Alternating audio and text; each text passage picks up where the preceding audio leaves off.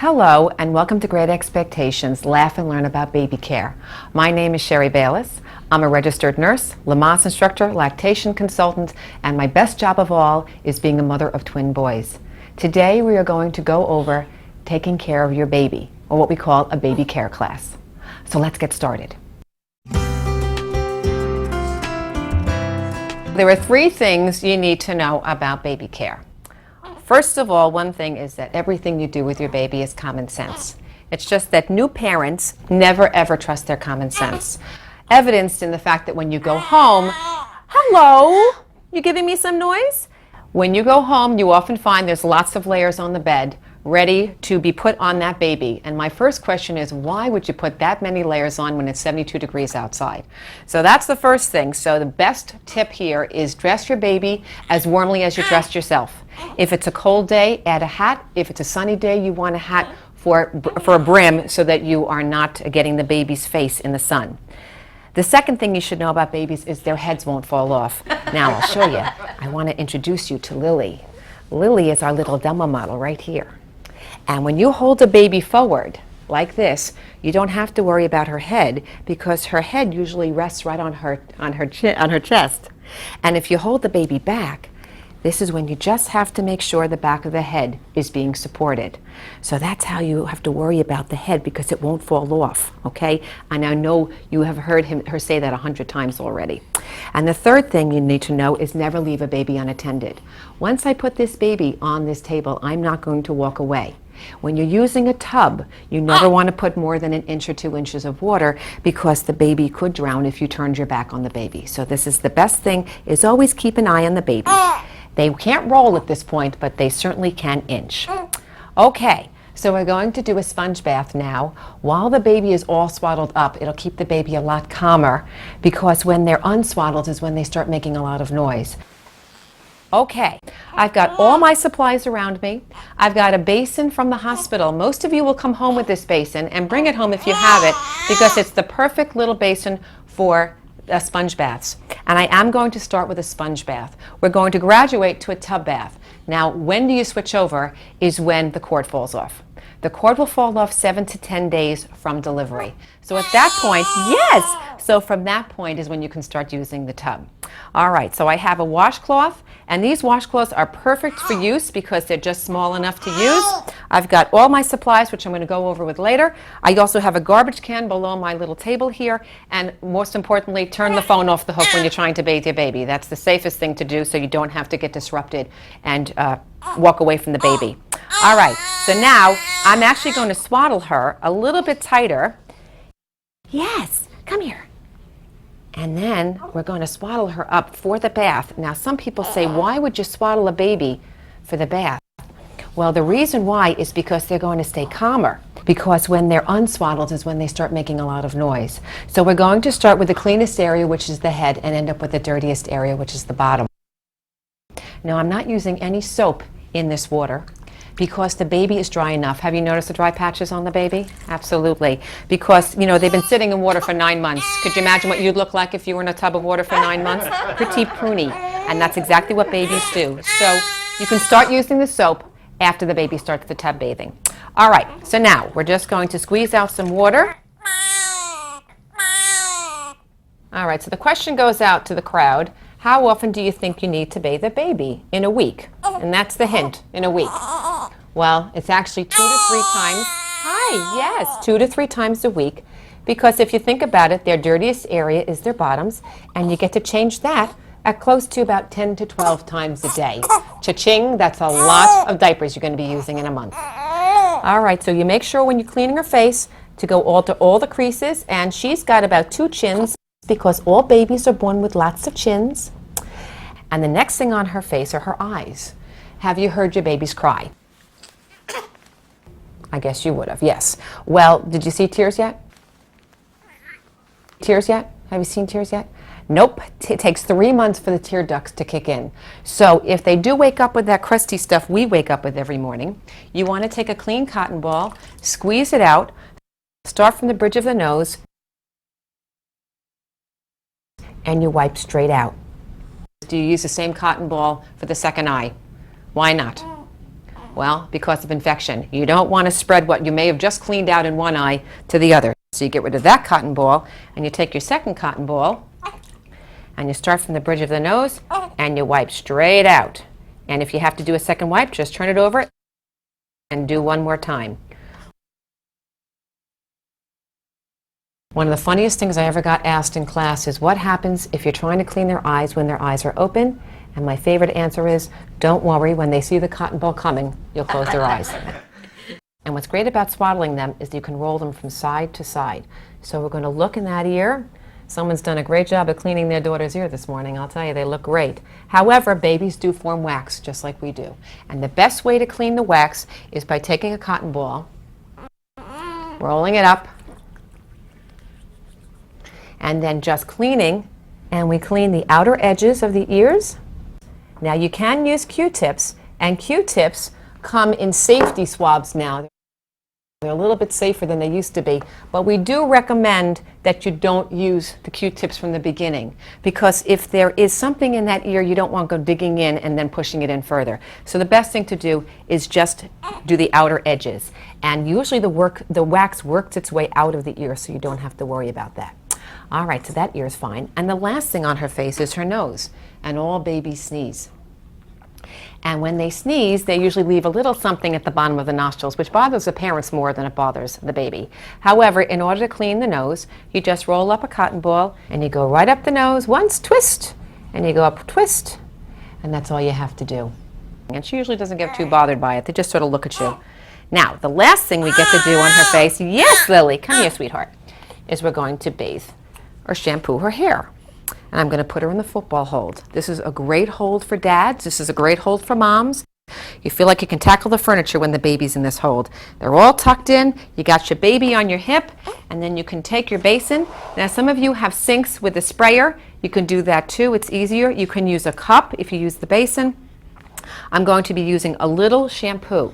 Now, we don't use soap from the beginning, as I said before, because your baby's got a lot of dry patches.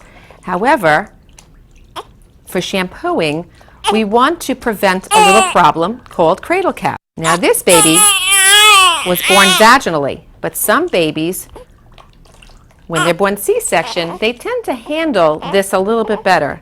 Only reason why is because their heads don't get pounded down when they come out.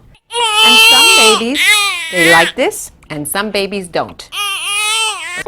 After all, what's the best part about getting your hair done? It's the shampooing, right? I know. Oh, boy. But you want to make sure that you nice and stimulate the scalp. And we're going to rinse. You can use a cup of water. You can use your washcloth. And this is where most people learn how to put their heads back in the sink when they're getting their hair done. Because what girl doesn't love getting her hair washed, right? Okay, Lil, you're doing great. All right. And now we get to dry her off. Yes, I know, sweetie. I know. And you want to make sure you stimulate the scalp, once again, trying to avoid that cradle cap. And so now you may have noticed when you're in the hospital that the nurses love to comb the baby's hair. And she's got a lot of hair on her head, so we're going to have some fun. We have different hairdos.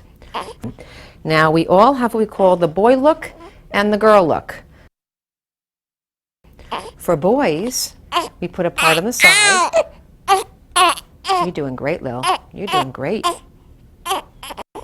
We slick it over a la 1980s Wall Street. And it's very, very handsome, very slick back, and that's the boy look. Very handsome. You know it's a boy just from the little part on his side. However, with girls, we get bangs. And if she has any hair on top of the head, you can see how much she likes this.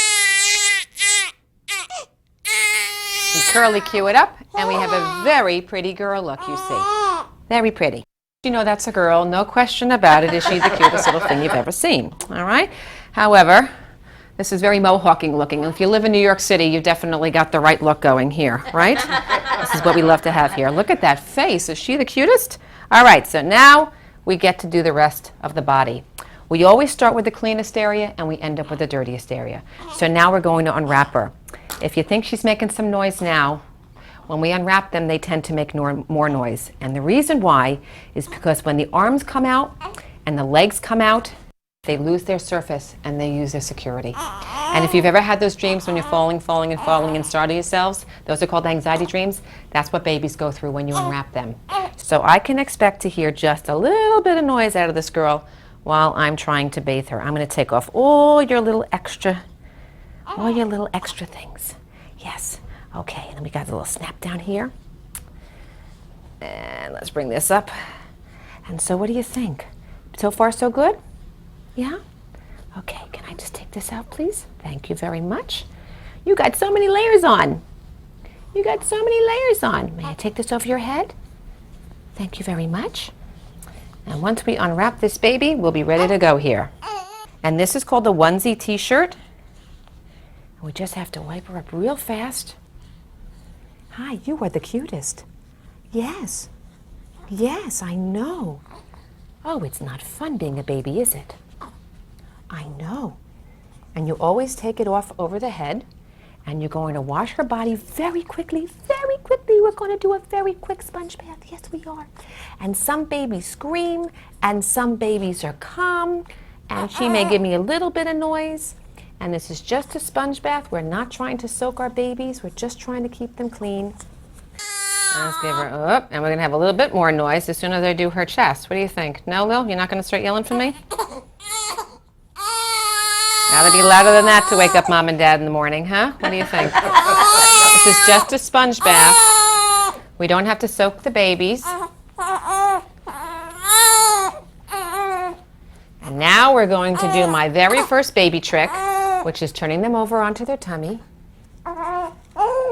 And most babies stop crying. What do you think? No, you're not supposed to cry now. Thanks. Why do you think they stop crying? Well, it's a simple reason. It's because they have a surface. And when they get to the surface, they feel more secure. And developmentally, let's see if she does my second baby trick. They can lift their heads up and go from side to side on the towel. Come here, over here. Here, I'll take this hand. No? You don't want to do that for me? Babies can developmentally pick their heads up and go from side to side. And so their necks are much stronger than you give them credit for. So now I'm going to wash her back. There she goes. Yeah, I know. Yeah. Okay. So we're going to try to leapfrog off this table, are we? I'm going to be changing her diaper next.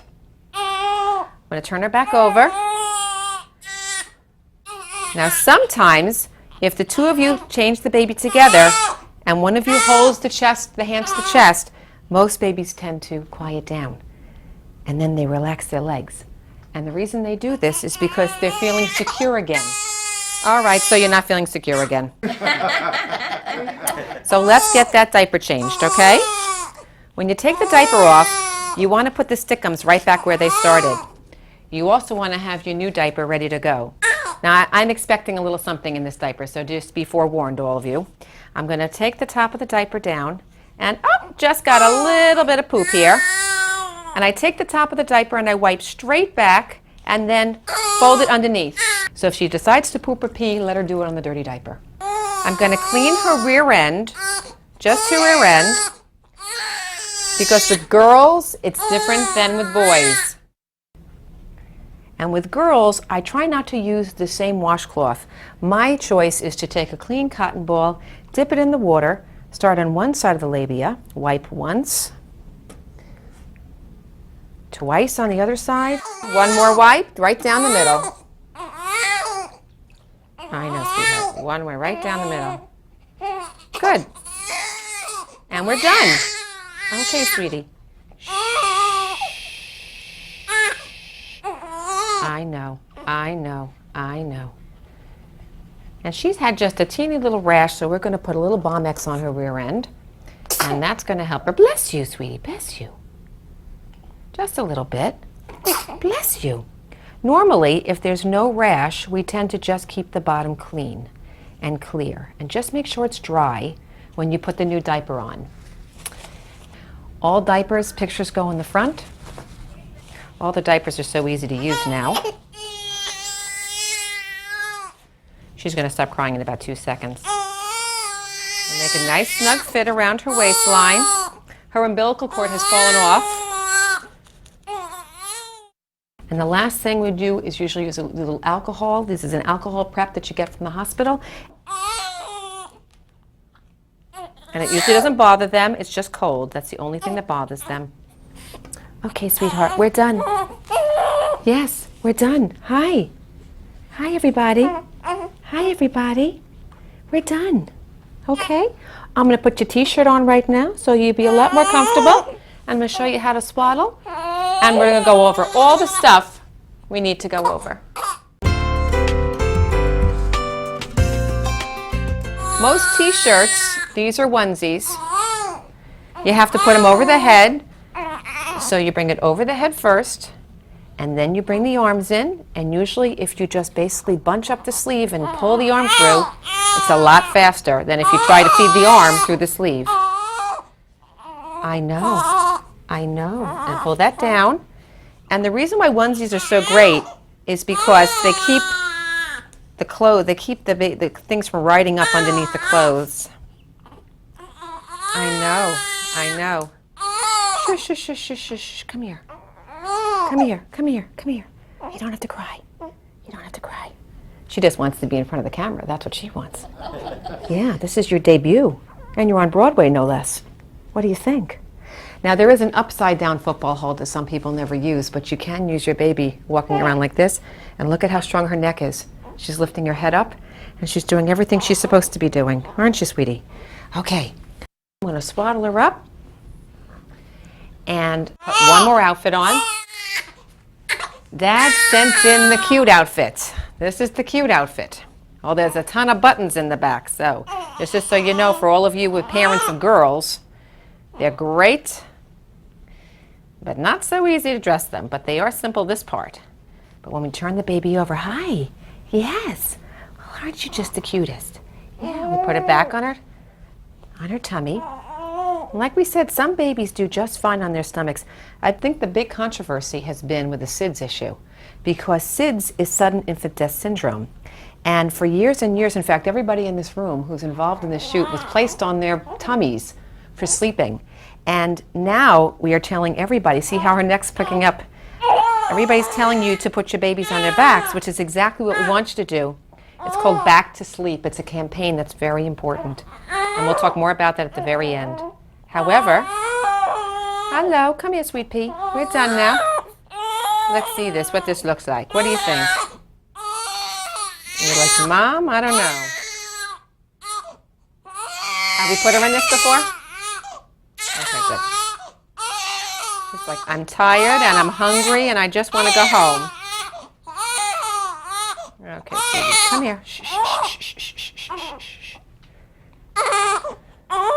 What she's basically telling me is, get me off this towel and let me go home now, right? Good job, girl. Good job. That's right. Okay, so can I swaddle you up? What do you think? Can I swaddle you up? All right. Thank you. All right. I'm just going to put her socks back on. I want you to know that most babies, their feet and their hands are usually cool. Oh, I know. It's tough. It's tough being a baby. And just like the tear ducts, it takes 3 months for the feet and the hands to warm up. So even in the middle of the summer, your babies will be cool in their feet and their hands. We're now going to swaddle her. You're going to take the receiving blanket, make it a diamond, fold down the top corner by about 1/3. We're going to put her neck right at the fold. And to keep her a lot calmer, we're going to put her hands in the little pockets that we form on either side of this receiving blanket. I'm going to take this corner, tuck tightly behind her back. I'm going to take this corner, bring it up over her shoulder like a toga. I know, sweetie. Whoops, and sometimes they push back and say, no, thank you. She's just about had it. I'm going to put this hand in this pocket. And that's our beautifully wrapped baby. You're going to take the receiving blanket, make it a diamond, fold down the top corner by about 1/3. We're going to put her neck right at the fold, and to keep her a lot calmer, we're going to put her hands in the little pockets that we form on either side of this receiving blanket. I'm going to take this corner, tuck tightly behind her back. I'm going to take this corner, bring it up over her shoulder like a toga. Put this hand in this pocket, and that's our beautifully wrapped baby. Okay, so what do you think? Exactly.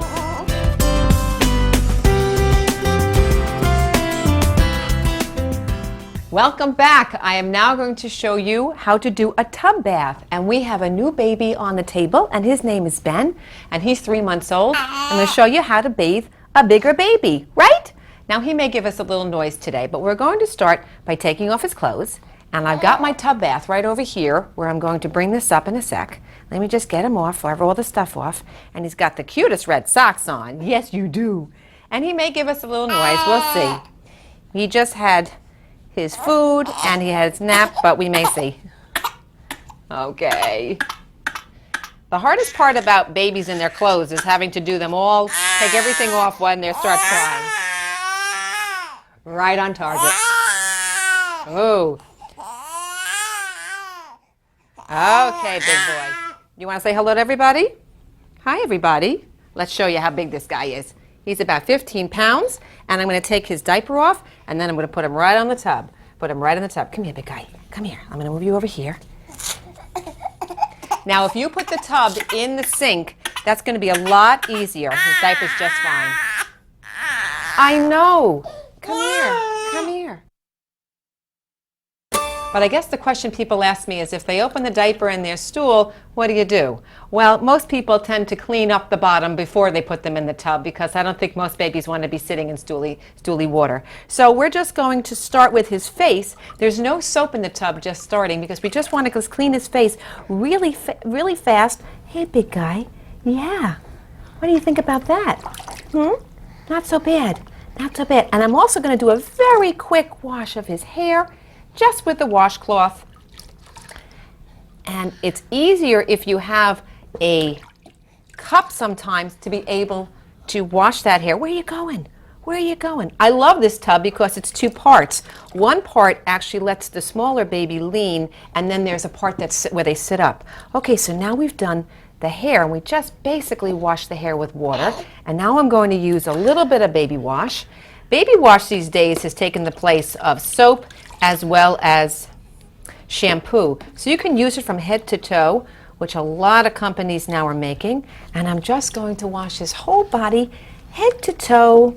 And just so you know that some babies, when they get into the tub, especially little boys, they tend to pee. So be prepared for that because sometimes they can aim pretty far out. And now I'm just rinsing. You're doing great, Ben. You're doing great. Yes, you are.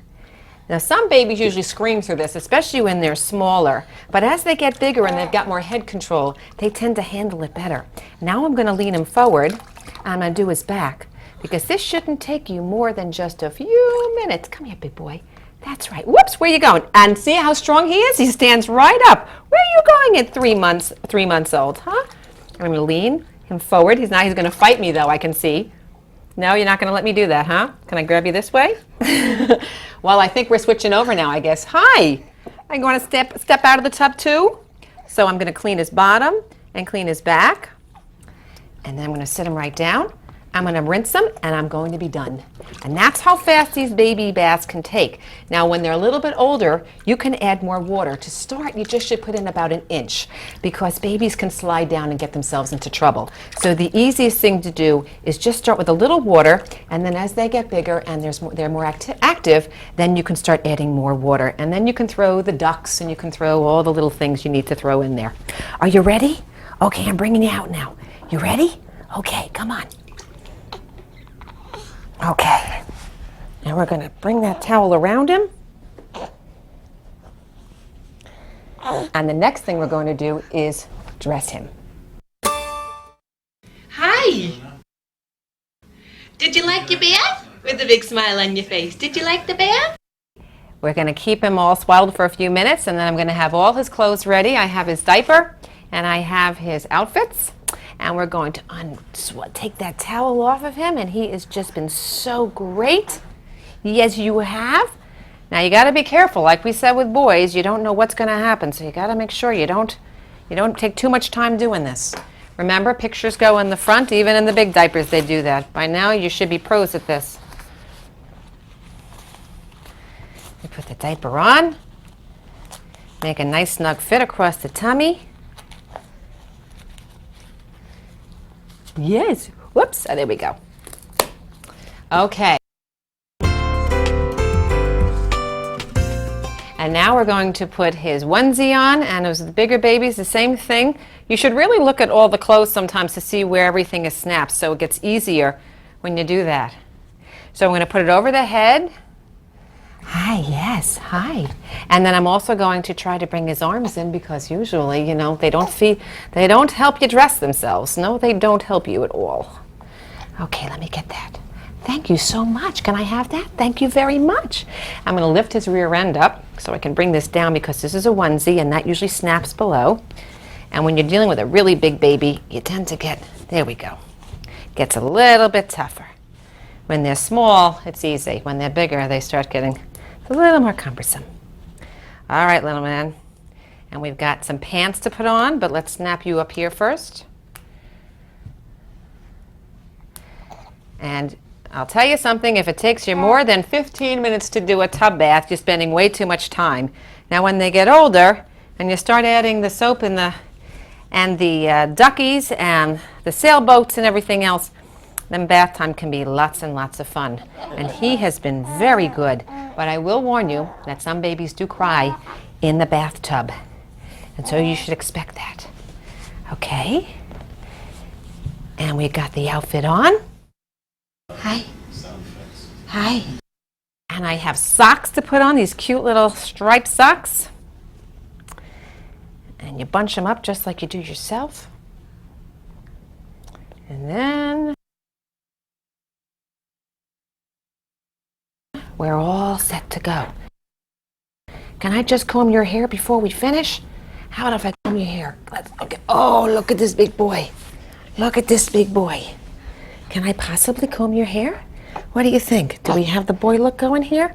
We can just slick it back, I think. What do you think? We just slick it back? Yeah. Good. And we've got one clean baby.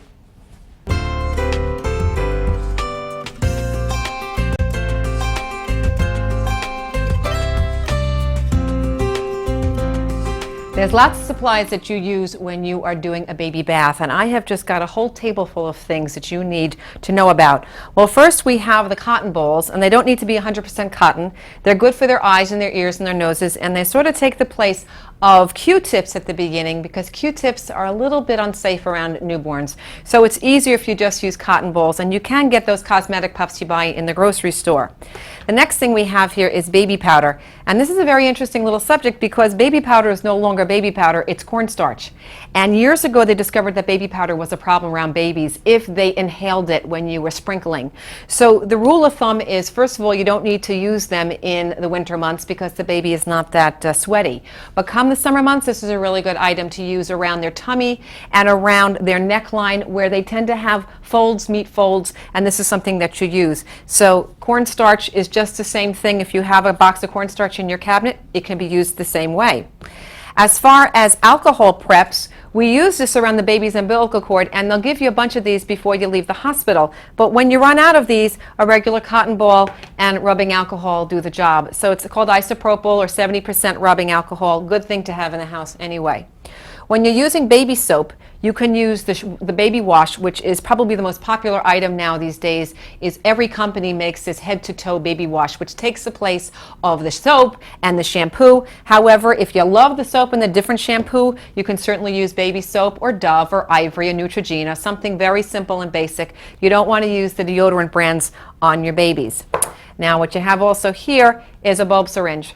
And not that you need to use this now, but if your baby gets a cold and they're very stuffy, you want to make sure you have something that you can put up their nose and clean it out. So what you do is there's a little circle here, and you push that in, and you go right up the baby's nose, and when you open it up, you hear, and that's how you know you've cleaned it.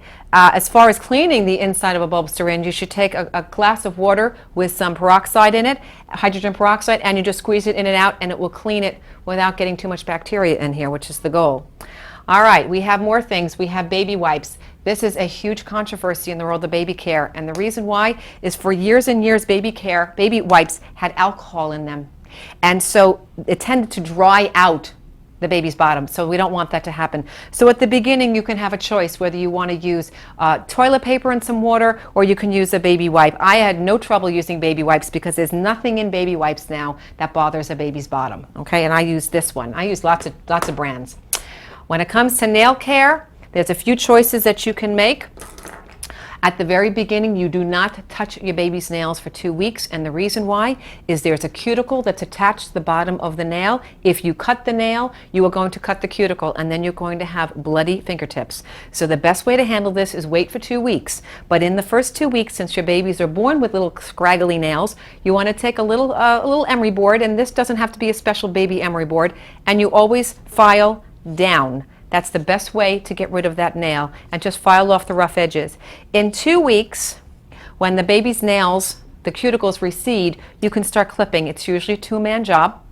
The braver soul gets to hold the clippers, the other one holds the hand, and you're going to either clip across or scissors. My babysitter was a fan of the scissor. I use always the clippers. And if I tell you how you get to multitask like crazy, when I used to nurse my sons, and I have twins, I used to literally, while they were nursing, clip their nails, because that's how often you need to do this. I found that you needed to clip the nails at least twice a week. That's how fast they grow. The toenails take about 6 months. As far as the brush and the comb, people have preferences with this as well. Some people love the comb, some people like the brush. I think it's a parent's preference. Use what you feel is comfortable using. Now, when it comes to taking your baby's temperature, there are 2 ways to take your baby's temperature. One of them is under the arm, which we call axillary, and one of them is in the rear end. Now, in the olden days, when I deal with parents who are over 30 or 40 years old, they definitely had the rectal thermometer. Nowadays, you can use the same thermometer. I love this thermometer. I used it with my sons. It's called the BD Digital, and the recent model is now only 9 seconds to get the response, so that is fabulous. And I use it, and I still use it to this day. My sons are 9 years old, and believe me, under the arm is the easiest way to do it. When you're doing it, you press it on, you turn it on, you hold it under the arm, you hold it there. It usually beeps within 9 seconds. If you're doing it rectally, you're going to put your baby down, you lift up the rear end, you put a little Vaseline, and you only put it in as far as this silver area, and you hold it there until it beeps, and then you're done. It's a great item. Couple more things. Vaseline. If your child is being circumcised, you need to know about what to do. At the hospital, the doctors do it the day before you go home. We wrap a gauze pad around the end of the penis, it stays on there for 24 hours, and then we take it off the next day. Now, what the nurses will advise you to do is put a big blob of Vaseline right there on the penis so that it doesn't rub against the diaper. Good item, and it's good to have around, and you only need to do this for a couple of days. Now, when it comes to circumcision, the first day of circumcision, that's probably the toughest day for the baby. The penis looks red and raw after the gauze pad comes off, and it looks red and raw for the next 3 days. And then a mucousy film forms on top, which scares the parents because they think there's an infection brewing, but it's not. And so we leave that on for another couple of days, and then it turns pink. And when it's pink, the penis is healed. How to clean a penis when it's been circumcised? You just take warm water in a washcloth and just squeeze over it. You don't have to worry about urine because urine is sterile and it does not cause infections by itself. Okay? And the other thing about boys, which most people don't know, is the scrotum is quite large, and that prevents the stool from traveling. So even on a baby who's been circumcised, they're in good shape. Now, if your son is not circumcised, we do not recommend pulling the foreskin back for at least a year. So we just leave it alone. We wash the baby as we would normally do any baby. Laundry. This is a big issue. Now, I have to tell you the most interesting thing about Procter & Gamble. When we were babies, it was basically Ivory Snow was the detergent or soap of choice. Back then it was a shaved soap. It's no longer a shaved soap because what they discovered in shaved soap, Ivory Snow, is that it took the fire retardancy out of baby clothes, which was not safe for babies should they ever get themselves caught in a fire. So they took it off the market. The next thing that happens is they bring on Dreft. And what they discovered years ago was that detergent, any detergent, does not do or does not take the fire retardancy out. So Procter & Gamble came on with Dreft. And what's so interesting to me is they got the endorsement from Carter's. And so everybody goes out and buys their Dreft for their baby clothes. But the good news here is you can buy any detergent. And I remember years ago shopping down that aisle cart with all of my detergents in my big cart, and some little old lady comes up to me and says, "Wow, you're pregnant, and where's the Dreft?" I said, "Look at the container, look at the box. It's the exact same stuff. There's nothing difference between Dreft and Tide." So Dreft is more expensive. You don't need to buy it. Everyone says you think you need to, you don't. But I think what surprises most couples is how much laundry they have ahead of them. For one baby, they usually generate one load a day. So you should prepare yourself for a lot of washing. The basin that we use in the hospital becomes a second sink. So you can certainly soak your baby's clothes if you're overwhelmed with the amount of laundry that you have ahead of you. Just a few other items that you should be aware of. As far as blankets go, you should stick to the very simple basic blankets, something like a cotton blanket like this, or something like this called a waffle weave blanket, because they are very breathable. They're all cotton, and even if the baby gets it around its face, which hopefully it shouldn't, the baby could still breathe through this, which one morning I woke up and my son had wrapped it around his head, and he just thought it was the funniest thing in the world. He was laughing, laughing, laughing. What they find these days are sleep sacks are the way to go. And this way the baby can go in this and they don't have to have a blanket around it. One of the biggest issues these days is what we call SIDS, sudden infant death syndrome. And that is a syndrome that occurs usually from birth to 6 months, and then also from 6 months to 12 months. But it's the first 6 months that are the most dangerous. And what they prefer is that there are 4 risk factors. One is that you have a boy. That's for some reason, we don't know why, but boys are more prone to it than girls are. The second risk factor with SIDS is babies who are born in winter months. Why? Because of what I just described, blankets. When people go and buy those wonderful, wonderful outfits for their baby's crib, the comforters tend to be very, very fluffy. And they're fine for adults, but they're not fine for children. So a lot of parents don't know that you're not supposed to put a baby under this comforter. The comforter is just for show. It is not for the baby. Babies should never be under a comforter for 2 years, as well as no pillows in the crib for 2 years. That's a safety issue. The third risk factor is smoking in the house. If there's nothing else you can do for your baby, is make sure people keep their cigarettes outside. It is a very dangerous item to have smoke in the house because secondhand smoke really affects their lungs. And the fourth risk factor is not breastfeeding. No guilt. However, we do know that breastfeeding inherently helps babies avoid SIDS if possible. So those are the 4 risk factors as far as SIDS are concerned, but the most important thing you need to know about what we call is back to sleep. Babies need to be on their backs to sleep. Even though most of you have slept on your stomachs as babies and your mother will swear by how great you slept, we still recommend that babies sleep on their backs until they learn to roll over on their own. And that way they don't rebreathe any of their, what we call carbon dioxide, coming from the towel or from their mattress. So the best rule of thumb is making sure your baby is on their back for sleeping. In my house, we had a little saying, nap time, nighttime on their backs, playtime, daytime on their tummies. And the reason why we want them to do some tummy time is because we want them to learn what we call baby push-ups. Baby push-ups is getting the upper body built, ready to learn the first developmental milestone, which usually occurs at about 4 months, and that's rolling over. If you get your baby rolling over at 4 months, you are in great shape. At 6 months, your baby rolls over the other way from their back to their tummy, and then the SIDS rate dramatically drops. So we want to make sure that the babies do get their tummy time, but make sure you're in the room, make sure you're on the floor with that baby, never leave a baby unattended on their tummies. That is dangerous. So you make sure you're around when that baby gets its tummy time, and they should be awake. If by chance your baby falls asleep, just roll them over onto their backs. One last item, and that's what we call waterproof pads. I found these to be the most unbelievably great item. And what this does is protects the mattress, but it also can protect the sheet. Because what happens is most people put layers on their crib, and they usually put a waterproof lining around their mattress, and then they put a sheet on, and then they have nothing to protect the sheet. So what we found was this little item. It's called a waterproof pad, and I found it in lots of stores. It's flannel on the outside and rubber in the middle, and so you just put that on there on top, and the babies can sleep directly on this. And if the baby poops or pees in the middle of the night and they go through all of their clothing, you just pick this up out of the crib, you throw it in the washer, you put a new one down, and you don't have to change the entire crib to do that. And that at 3 in the morning is going to be very helpful. They also make these in sizes for changing tables and bassinets. So I think this is a great item. And we had 3 for each crib, and I have twins, so we had 6. 1 for the laundry, 1 for the crib, and 1 for the drawer. And we just kept rotating them on a daily basis. So those are the items that you probably need most. We have just completed a sponge bath of a newborn, a tub bath of a 3-month-old, and all the supplies you could use for general baby care. For more information, please visit our website at www.laughandlearn.com. Thank you for joining us, and we'll see you at the next Great Expectations. Laugh and learn about your baby.